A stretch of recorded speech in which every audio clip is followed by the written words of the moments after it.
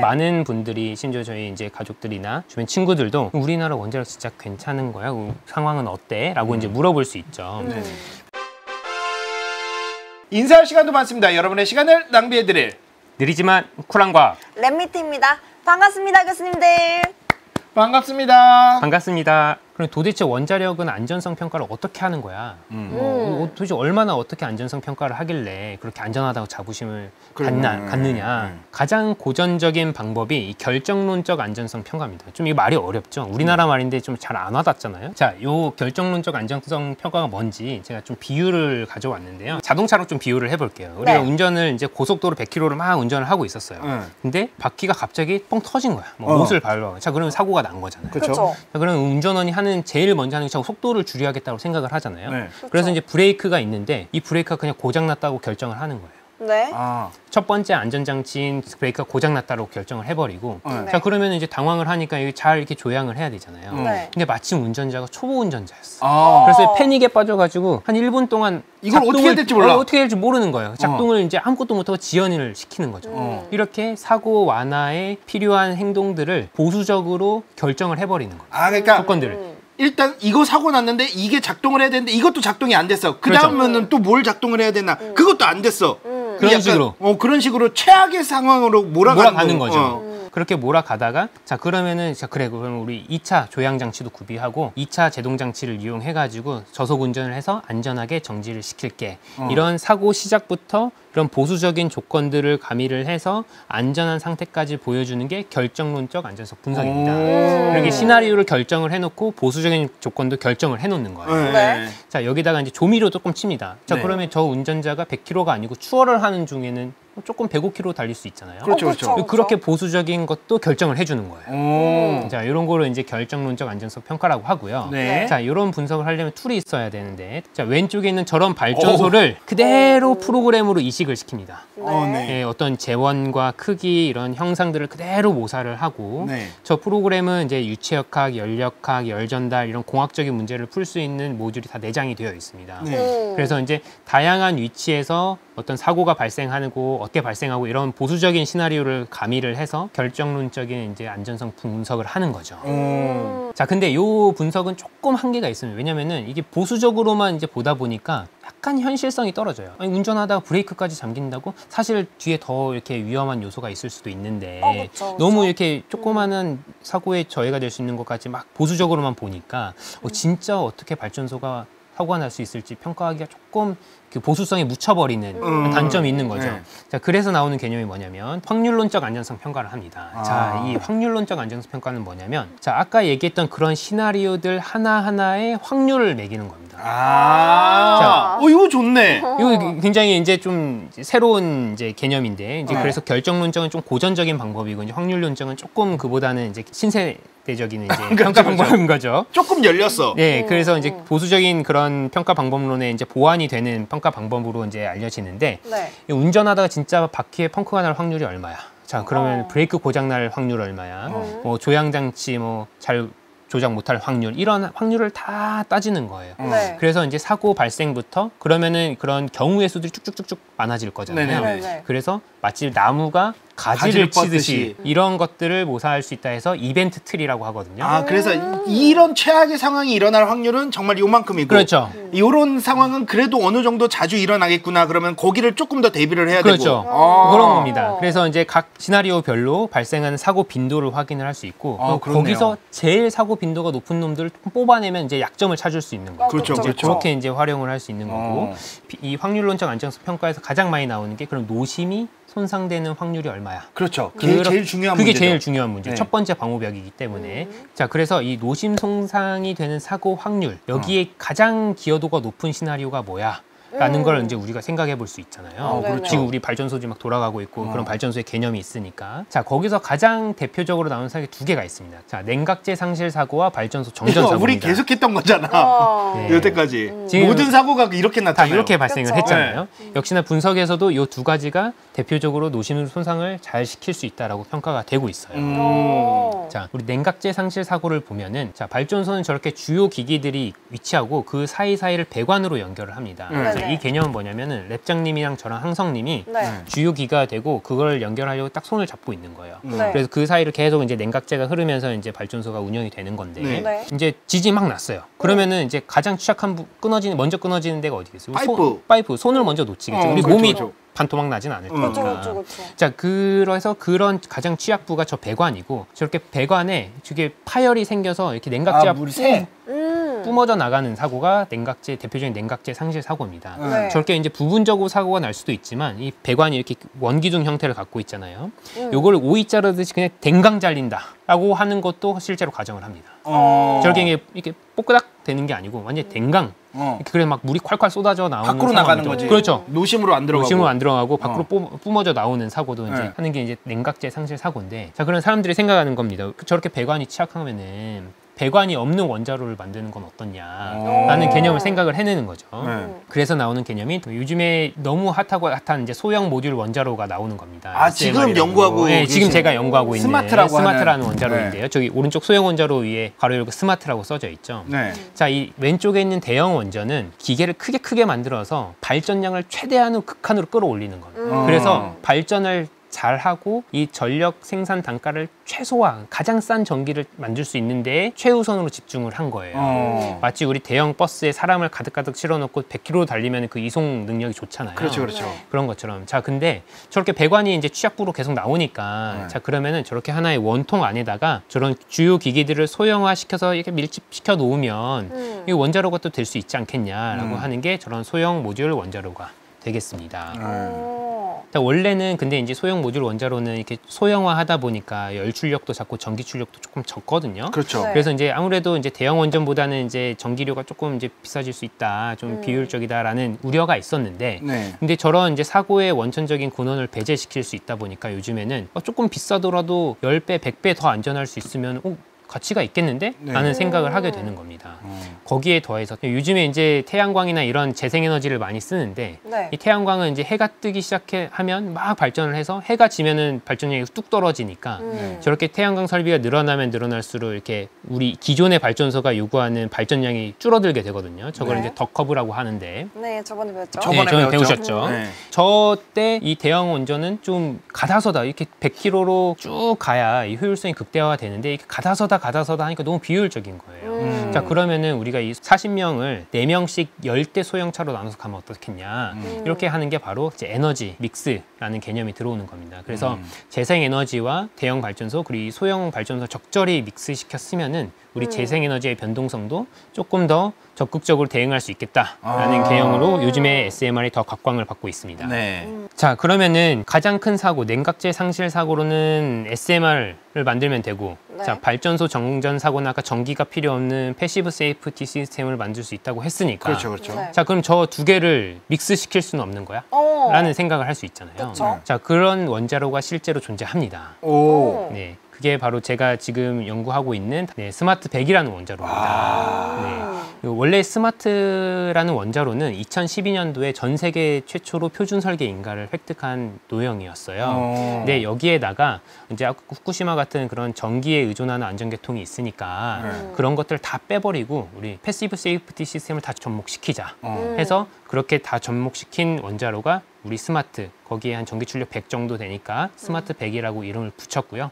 실제로 이걸 이제 연구 개발해서 실제 상세 설계도 했고 똑같은 표준 설계 인가를 이제 받으면서 곧 올해 안에 이제 받는 걸 목표로 추진을 하고 있습니다. 올해 안에요? 네, 목표로 추진을 하고 저기 있습니다. 크기가 얼마나 되나요? 대략 한 18m 정도 됩니다. 18m요? 네. 보통 대형 원자로는 어느 정도 되죠? 저 원자로 자체, 그 원자로 용기 자체는 크기가 그렇게 차이가 나진 않는 걸로 알고 있고요. 근데 대형 원자로는 저거에 이어서 펌프, 증기 발생기, 있고, 가압기 이런 것들이 막 곳곳에 배치가 되니까 이 건물의 크기는 훨씬 더 커지는 거죠. 그렇죠. 네. 근데 이거는 한꺼번에 다 안에 들어갔다. 네. 그래서 건물도 작아질 수 있고 그 대신 여러 개를 지으면 된다. 네, 맞습니다. 그렇게 해서 지금 나온 게 이 스마트 100이라는 원자로입니다. 지금까지 이제 제가 뭐 여러 가지 뭐 사고 경위도 설명을 했고 원리도 설명을 했고 그거에 대응할 수 있는 다양한 안전 개념이라든지 또 이런 연구 개발한 노형도 있다라고 설명을 해드렸지만 하지만 그래도 우리나라는 어때? 괜찮은 그렇죠. 거야라는 이제 궁금하죠? 궁금하잖아요. 네. 자, 우리나라 원자력 상황은? 이라는 제가 퀘스천을 좀 가지고 와봤어요.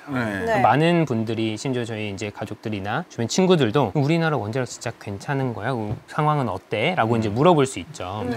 그래서 이제 그 상황을 제가 설명을 할 때 항상 먼저 떠오르는 그림이 있는데, 자, 요 그림입니다. 사실은 제가 이 그림을 받아들이는데 생각보다 굉장히 많은 시간이 걸렸습니다. 자, 왜 그러냐면 제가 이제 어릴 때 학교에서 배우는 거는 우리나라는 이제 삼면이 바다로 둘러싸이고 위로는 유라시아 대륙과 연결이 돼서 지정학적으로 굉장히 유리한 위치에 있는 반도에 있고 사계절 아름다운 궁수관을 갖고 있는 한반도에 위치해 있다, 이렇게 배우잖아요. 근데 실제 제가 이제 사회에 나와서 이 에너지 관련 연구를 하다 보니까 우리나라는 철저히 섬나라입니다. 그렇죠. 네. 솔직히 섬나라죠. 섬나라입니다. 한반도라고는 배우지만 현실적인 상황은 섬나라입니다. 그래서 저 이제 밝게 빛을 비추고 있는 저 전기라든지 저 에너지는 우리나라가 스스로 만들 수밖에 없고요. 유럽이나 이런 국가들은 옆에 국가들과 전력망을 공유하기 때문에 좀 필요하면 사오기도 하고 뭐 때로는 이제 팔기도 하면서 이렇게 공유를 하는데, 또 우리나라는 중국과 일본과 그런 전력망 공유를 전혀 하고 있지 않잖아요. 그렇죠. 그렇다 보니까 우리나라는 굉장히 고립되어 있는 섬나라라고 볼 수 있습니다. 그래서 이제 이러한 섬나라인 환경에서도 우리가 그 에너지를 꾸준히 지키고 그 에너지 안보를 지켜야 되니까 우리나라 땅 위에 있는 이 원자력 시설의 현황을 조금 보면요. 자, 여기 원자력 안전정보 공개센터라는 이제 홈페이지에 실제 우리나라 땅 위에 있는 발전소와 연구용 원자로들의 현황이 다 공개되어 있습니다. 그래서 오른쪽 동해안부터 보시면은 경북 울진의 한울본부, 경주의 월성, 울산의 세울, 부산의 고리, 신고리 원전이 있고요. 서해안으로 오게 되면 전남 영광의 현빛 원전이 있습니다. 그리고 대전에는 연구용 원자로인 하나로가 있고 저희 연구원 안에 있습니다. 연구원 안에 있고, 경희대에는 교육용 원자로가 있습니다. 그리고 실제 서울에도 원래 2개의 연구용 원자로가 있었습니다. 근데 이제 그거는 이제 해체가 들어갔고요. 그리고 이제 수출용 신형 연구로라고 해서 기장에 지금 건설을 또 하고 있습니다. 그래서 이 땅 위에 이제 발전소 현황을 볼 수 있고, 실제로 저 하나하나 클릭을 해서 들어가 보면은 그 안전에 관련된 모든 자료들이 다 투명하게 공개가 되어 있습니다. 그래서 이제 여기 계신 교수님들이나 많은 국민 여러분들이 원자력 안전정보 공개센터에 가시면 이 발전소가 왜 정지하고 있는지, 이 발전소가 어떻게 운전이 되고 있는지 투명하게 확인하실 수 있습니다. 자, 그러면 이제 또 어떤 교수님들은 그래, 우리 땅 위에는 그렇게 있다 쳐, 잘 관리하고 있다 쳐. 근데 우리 바다는 주변 국가들과 공유를 하잖아요. 주변 국가들로부터 오는 것들을 어떻게 우리가 관리할 수 있는지 또 궁금해 하실 수 있잖아요. 그렇죠. 그래서 실제로 서해안, 동해안, 남해안에 그 바닷물이 얼마나 깨끗한지를 분석할 수 있는 정밀 분석 정점, 그리고 신속 분석 정점을 40개, 38개씩 구축을 하고 있습니다. 그래서 매일같이 저기서 바닷물을 뽑아다가 이 바닷물이 오염이 됐는지 안 됐는지 계속 분석을 하고요. 매일같이 리포트를 합니다. 매일 해요? 그래서 이제 그것들을 국민 여러분과 교수님들이 이제 확인을 하실 수 있고요. 또 그 후쿠시마 인근의 이제 원전에서 이제 해수를 또 채취를 해서 분석을 하거든요. 그런 것도 확인할 수 있게끔 다 번역을 해가지고 주간, 월간 단위로 매번 공개를 하고 있습니다. 와, 그래서 몰랐네요, 이 사실은. 그래서 교수님들이 이제 우리나라 바다나 이런 거 진짜 깨끗해라고 궁금하시면 여기에 가셔서 실제 열어보시면 어제의 농도는 얼마였고 그제의 농도는 얼마였고 다 확인하실 수 있습니다. 지금 이렇게 우리나라가 이제 주변국 이런 상황 때문에 원자력이라는 게 이제 각광을 받고 있지만 사실 1950년대부터 우리나라 원자력 기술을 시작을 했습니다. 자, 그때는 턴키 방식이라고 그러거든요. 그렇죠. 턴키 방식. 자, 외국에서 설계도 다 해주고 외국에서 다 지어주는 거예요. 그러니까 우리나라는 우리가 돈만 주면은 저쪽에서 설계해와 뭐 와서 다 지어줘. 다 해주는 거예요. 우리는 가서 키만 돌리면 되는 거예요. 그 방식을 턴키 방식이라고 하는데, 그렇게 이제 최초의 연구용 원자로를 이제 건설을 하고요. 자, 제가 근무하고 있는 원자력 연구원도 1959년에 설립이 됩니다. 59년도에? 59년도에. 와. 그때부터 이제 태동기를 이제 거치게 되고요. 자, 그러면 이제 우리가 이제 연구용 원자로도 이제 다뤄봤으니까, 자, 그러면 이거를 조금 진짜 우리가 좀 면밀하게 봐야겠다 해서 기반을 좀 닥자라고 해서 1970년대에는 이제 기반 조성기에 들어가게 됩니다. 그때 이제 명칭도 한국원자력연구소 이렇게 이제 바뀌게 되고요. 그리고 이제 그 이후에는 가장 중요한 이제 해결료부터 우리 기술 자립을 해보자. 그래서 해결료 기술 자립도 하고 또 그만큼 원자력 이제 안전도 중요하니까 원자력 안전 센터도 설립을 하게 됩니다. 그렇게 1990년대에는 기술 자립 이제 성숙기, 실제로 옛날에는 턴키로 했는데 이제는 우리가 설계를 해서 우리가 건설해보자 라고 해서 하나로라는 이제 우리 연구원에 있는 그 연구용 원자로를 만들어서 임계에도 성공을 하고 또 그리고 그 아래에 있는 그림, 저기 가운데 있는 그림이 되게 중요한데 저분들이 실제 우리 연구원에 근무를 하면서 해외에 있는 그런 원자로 설계 기술을 가서 배워와야겠다. 그렇게 해서 기술 자립을 해야겠다 라고 해서 실제로 파견 가시기 전에 이제 찍었던 사진입니다. 아, 저분들이 다 파견 가신 거예요? 네, 맞습니다. 저분 이후에도 가셨구나. 몇 차례에 걸쳐 더 갔는데 그 저분들이 이제 배워와서 실제 이제 우리나라 이제 국산 이제 한국형 표준 원전 이제 설계를 하고 시공을 해서 건설을 하게 되는 거죠. 자, 그렇게 배운 이제 기술 자립 성숙기를 거쳐서 자, 그러면 우리만의 기술을 고도화 시켜보자. 라고 해서 이제 피복관, 그걸 이제 하나 피복관이라고 하는 이제 우리나라의 고유의 피복관을 개발을 하게 되고 또 다양한 열수력 실험 장치를 통해서 원자력의 안전성을 계속 확인을 하게 됩니다. 그리고 2010년도에는 이제 전 세계 최초로 소형 모듈 원전에 대한 표준 설계 인가도 획득을 하고요. 그 아래 UAE 바라카에 실제로 APR 1400 이제 원전을 수출을 해서 건설을 했고 지금은 성공적으로 운영이 되고 있습니다. 자, 그리고 지금 있는 2024년, 2020년대에는 앞으로 6년 뒤, 10년 뒤에 어떻게 평가를 받을진 모르겠지만 어쨌든 지금까지 거쳐왔던 이런 세월에 이제 밑보이지 않도록 많은 연구자분들 그리고 많은 원자력에 종사하시는 분들이 책임감을 다하고 연구를 하고 있고 종사를 하고 있습니다. 그리고 저도 마찬가지로 이제 10년 뒤에 제가 혹은 후배들이 봤을 때 부끄럽지 않도록 하나하나 꼼꼼히 책임감을 가지고 근무를 하고 있습니다. 그래서 우리 이제 연구 개발부터 시작을 해서 우리나라는 원자로 설계, 주요기기 제작, 시공 건설부터 운영, 유지 보수 그리고 안전 규제까지 다 각각의 전문 기관을 다 확보를 해놓은 상태입니다. 그러니까 모든 원자력의 전주기를 다 확보를 했고요. 이런 서플라이 체인을 완벽하게 구축한 나라가 전 세계에 몇 개 없습니다.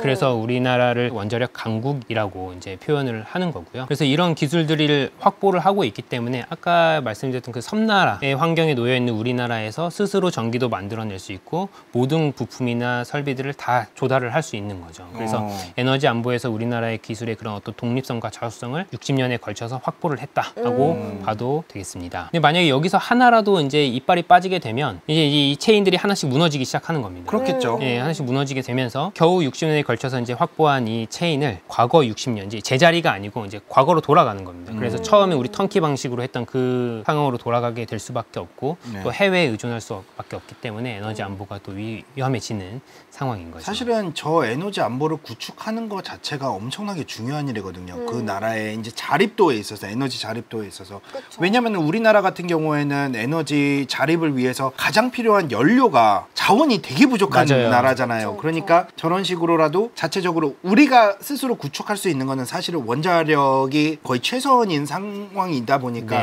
저런 거를 가질 수 있다는 거는 진짜 큰 선배님들의 성과라고 볼 수 있는 거죠.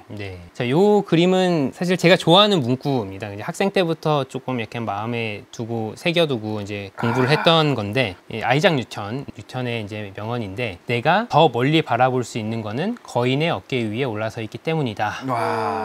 자이언트는 말 그대로 자기 이전에 연구 개발하고 계속 과학적 탐구를 했던 선대 과학자들을 의미하는 겁니다. 그러니까 그러한 사람들이 축적해 넣었던 과학적 지식과 학문의 결과들이 있었기 때문에 자기가 그걸 토대로 하나의 벽돌을 더 쌓을 수 있었다. 그래서 거기에 올라서서 조금 더 내가 더 멀리 보는 것 같다라는 거를 이제 이런 표현으로 하게 되는 겁니다. 그래서 이제 선대 과학자들의 어떤 노고나 그런 공로를 치하는 이제 말이기 때문에 항상 좀 제가 마음속에 이제 담아두면서 생활을 하고 있고요.